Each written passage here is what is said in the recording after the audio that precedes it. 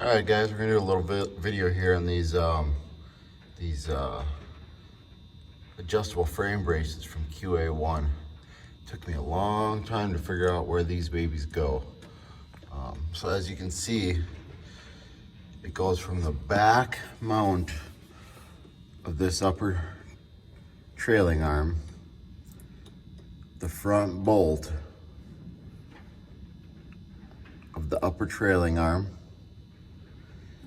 to the front bolt of the lower trailing arm. And when I say front bolt, I mean closest to the car. Might cut that bolt off a little bit. I don't like how far that sticks out. Maybe that one too, we'll see. So this side's done. I ain't got this tightened yet. We'll just tighten that up. It's just to help keep the frame from twisting. We'll come over here to this side. I have to go ahead and pull this bolt out, replace it with QA1's bolt, and run it down here to this one, and then pull that bolt and replace it with QA1's bolt. I think I'm gonna run into some issues with my exhaust pipe here. I think that baby's gonna be in the way, but it might clear. We'll see.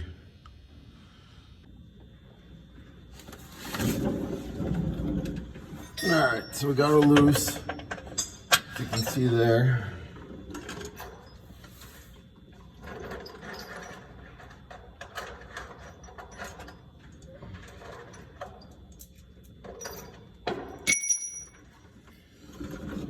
I'm gonna take QA1's new bolt.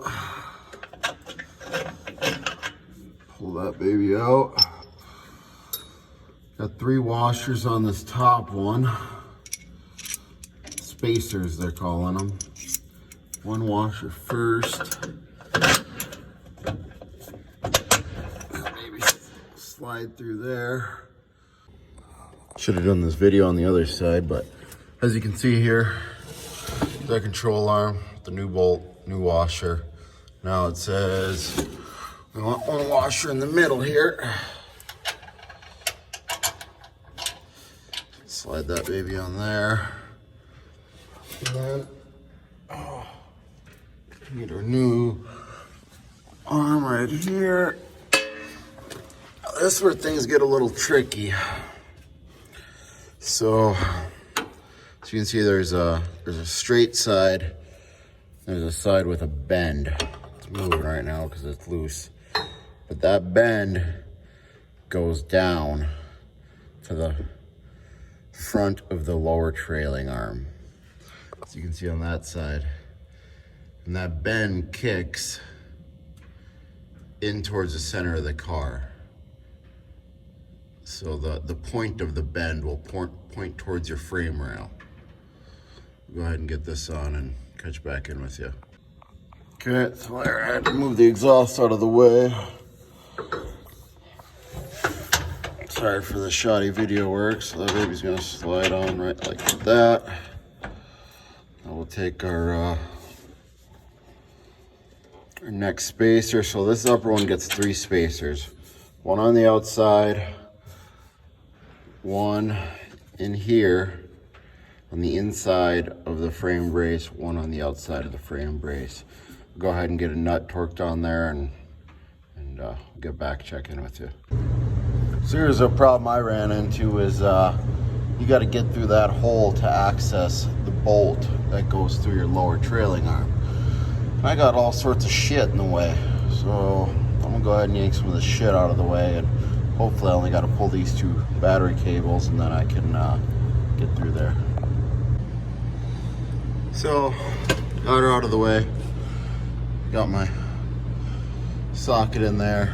This is still pretty tight, so what I'm actually gonna do, I'm gonna use this little, it's actually a little punch, but I'm gonna thread this out and I'm gonna chase it in with this to keep my holes aligned, and then I should be able to push my new nut back in there.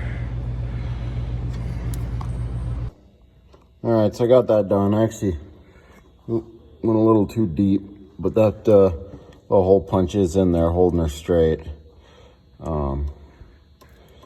Now, time to put the new bolt through, but here's where I ran into the problem. On the other side,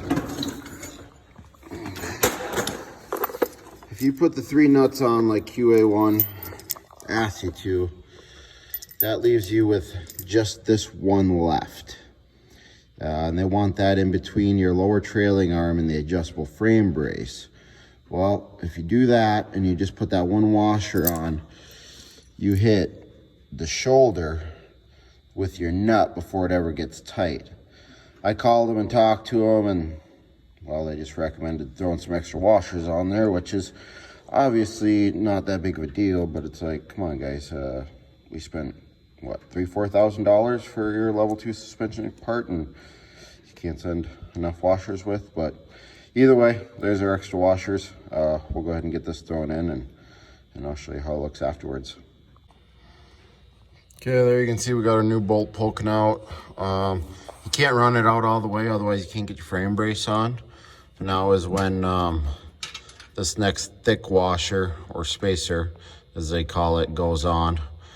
So we'll put that on there, and then we will pick up our frame brace. Oh shit, I'm hitting my exhaust hanger. Might have to bend that out of the way for now. That's when the adjustable frame brace goes on. Okay, there she is, she's done, installed.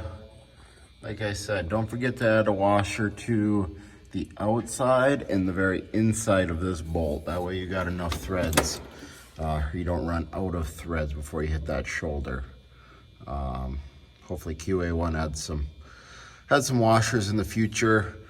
Let's see, here is the upper mount.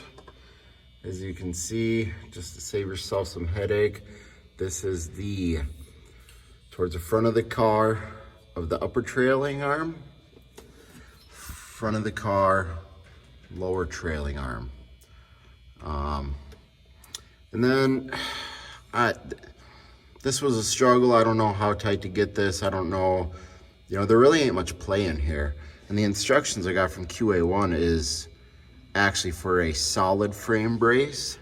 I'm guessing they made it adjustable because of how much these old cars are twisted, so one set length doesn't really work. That being said, it is just a brace, so it's not really to adjust anything. It's just to keep the frame from twisting. So I just, when I got it all out, there really wasn't any free play in here. So I opened it up a little bit, put some tension on it and tightened these lock nuts down. And that's it.